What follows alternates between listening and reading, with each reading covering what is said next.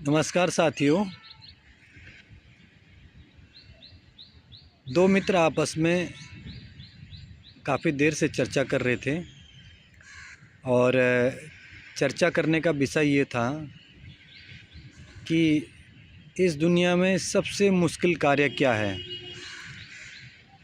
तो पहले मित्र ने दूसरे मित्र को बताया कि मित्र, गृहस्थी चलाना सबसे मुश्किल कार्य है।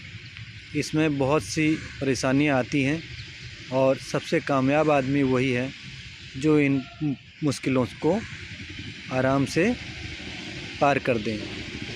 तब दूसरे मित्र ने कहा कि नहीं मित्र, इससे मुश्किल कार्य है रोज़गार, धंधा, यानी कि जीवन यापन करने के लिए समृद्धि, धन की आवश्यकता। तो काफ़ी देर तक वाद विवाद चलता रहा। तो ऐसे में जब तीसरा व्यक्ति आता है, उनका ही मित्र होता है, तो वो भी उनकी बातें सुनकर काफ़ी देर तक चुप रहता है। फिर दो मित्र बोलते हैं, मित्र, हम दोनों की बातें तो आपने सुन ली हैं, आपका जीवन का अनुभव क्या बोलता है, कौन सा कार्य इस दुनिया में सबसे मुश्किल कार्य है।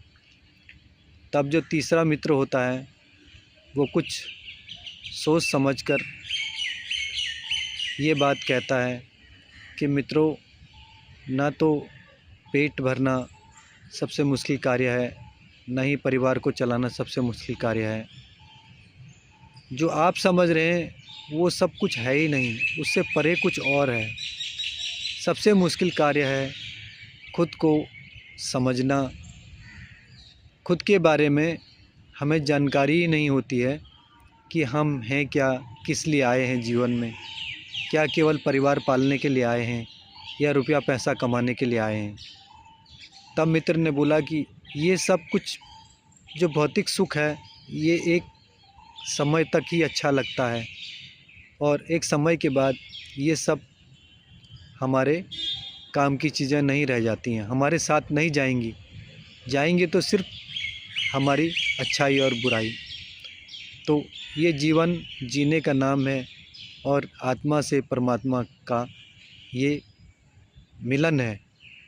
इसीलिए हम 84 लाख योनियों के पश्चात ये जो शरीर मिला है, ये हमें यहाँ अपने आप को पूर्ण रूप से समर्पित करना होता है और ना हम कुछ लाए हैं, ना अपने साथ ले जाएंगे। तीसरे मित्र की बातें